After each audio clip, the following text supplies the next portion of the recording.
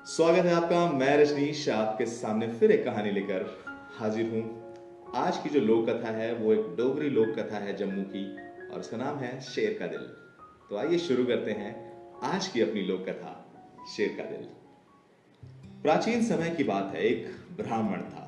वो अपने जीवन में बड़ा दुखी रहता था। घर में कुछ खाने को नहीं था, खुद को खाने के लिए कुछ था ही नहीं, तो दूसरों को क्या खिलाता।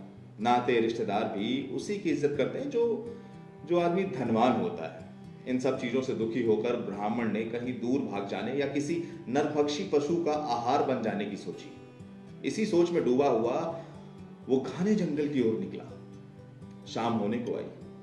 वो एक पेड़ के नीचे बैठ गया। उसने सोचा कि अभी कोई हिंसक पशु आएगा और अपनी भूख मिटाने के साथ मेरी जीवन लीला खत्म करके सारे क्लेश भी दूर कर देगा। उसी समय उसने देखा कि सामने एक गुफा में से एक शेर निकला। शेर कुछ रुका।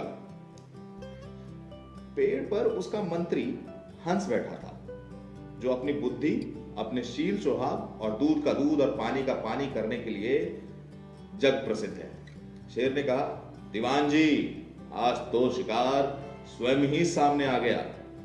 हंस ने ब्राह्मण को देखा और सोचने लगा, पता नहीं ये कौन दुखी आदमी है।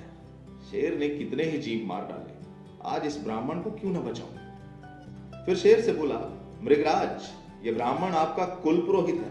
आपको ढूंढता ढूंढता यहां आया है। आपके पूर्वज इनका बड़ा सत्कार करते थे। जाओ, देखते क्या हो, प्रणाम करो। देखना उसे कोई कष्ट न हो, उल्टे कुछ संपत्ति दो, याद करेगा कि आपके पास आया था। शेर भी अपने मंत्री की बात मानता था। झट से गया और ब्राह्मण के पैर छुए और उसे गुफा में ले आया।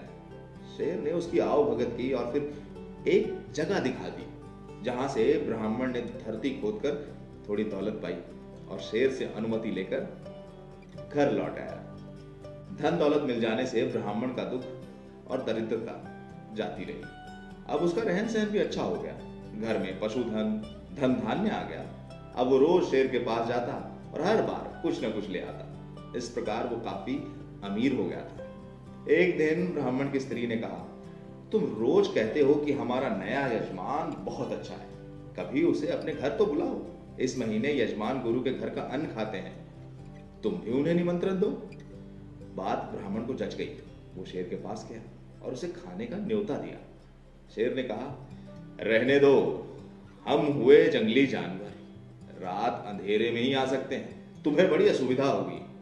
पर ब्राह्मण ने आग्रह किया और शेर ने उसके घर जाना स्वीकार कर लिया। एक दिन ब्राह्मण शेर को अपने साथ ले आया। उसने अपने इस विचित्र यजमान की बड़ी कदर की, पर नई नई संपत्ति पाकर ब्राह्मण की स्त्री को बड़ा गर्व हो आया था। उसने बहुत से पकवान बनाए थे। जब उसने शेर को देखा तो पहले डरी, फिर कुछ घबराई और कुछ सुझाई न दिया कि करे तो क्या करे। ब्राह्मण ने समझाया कि ये कुछ नहीं कहेगा, डरो मत, इसी की कृपा से हमारे दिन फिरे हैं। जब वो भोजन के लिए बैठे तो ब्राह्मणी ने अपनी नाक कपड़े से बंद कर ली। उसे शेर से बहुत दुर्गंध आ रही थी। जब खा चुके तो उसने कहा, अच्छा है तुम्हारा यजमान। मुंह से वो दुर्गंध आ रही थी कि मेरी नाक भी सड़ गई। शेर ने यह बात सुन ली और धीरे से जंगल की ओर निकल गया। कुछ दिन बाद ब्राह्मण फिर शेर के पास गया तो देखा शेर के तेवर बदले हुए थे। शेर ने कहा, पुरोहित जी, ये लो खट और मेरे सिर पर मारो। ब्राह्मण ने कहा, क्या बात है महाराज, आप आज कैसी बातें कर रहे हैं। शेर बोला, नहीं, आज तुम्हें खट का वार करना ही पड़ेगा। नहीं नहीं, ये काम मुझसे नहीं होगा। शेर गरजा, देखता हूं तुम कैसे नहीं करोगे। ब्राह्मण डर गया। उसने खट उठाया और धीरे से शेर के सिर पर ऐसे लगा दिया। धार तेज थी, खून बह निकला। ब्राह्मण हैरान हुआ, अपने घर लौट आया। कई दिन बीत गए। ब्राह्मण डर के मारे ना उधर नहीं जाता। वो समझ गया कि शेर पागल हो गया, पता नहीं अब उसका क्या हाल होगा, और अगर मैं गया तो न मालूम इस बार क्या कहे। उधर शेर के मंत्री हंस को किसी शिकारी ने मार डाला। शेर ने कौवे को नया मंत्री बनाया। कौवे ने अपनी मति के अनुसार शेर को सलाह दी और अपने ढंग पर उसे चलाया। कई महीने बीत गए। ब्राह्मण को फिर धन की आवश्यकता हुई।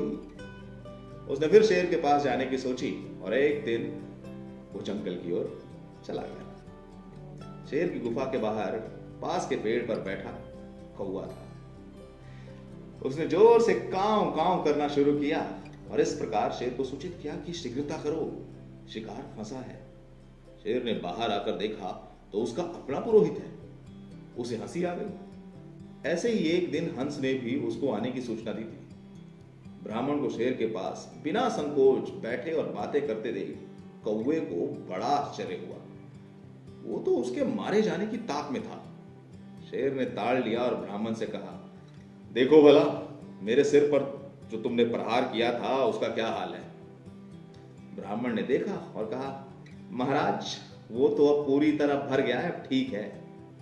शेर ने कहा, खड्ड का घाव तो ठीक हो गया है, पर जो तुम्हारी पत्नी ने मेरा अपमान किया था उसका जख्म अभी भी हरा है, वो नहीं भरा।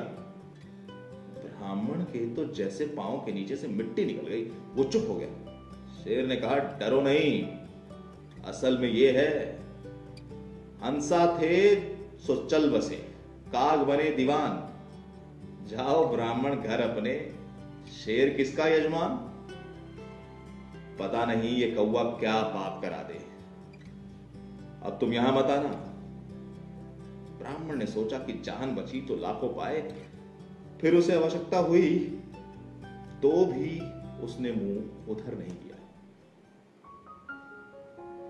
तो ये थी डोगरी लोक कथा जम्मू की शेर का दिल। आपको कैसी लगी नीचे कमेंट बॉक्स में लिख के जरूर बताइएगा। और हाँ, अगर आप इसे फेसबुक पर देख रहे हो तो मेरे पेज को लाइक करें, और आप इसे यूट्यूब पर देख रहे हो तो मुझे सब्सक्राइब जरूर करें और बेल आइकन दबाना तो बिल्कुल ना भूलें, ताकि मैं जब नेक्स्ट अपलोड करूं तो सबसे पहला इंफॉर्मेशन आपको मिले। Thank you so much.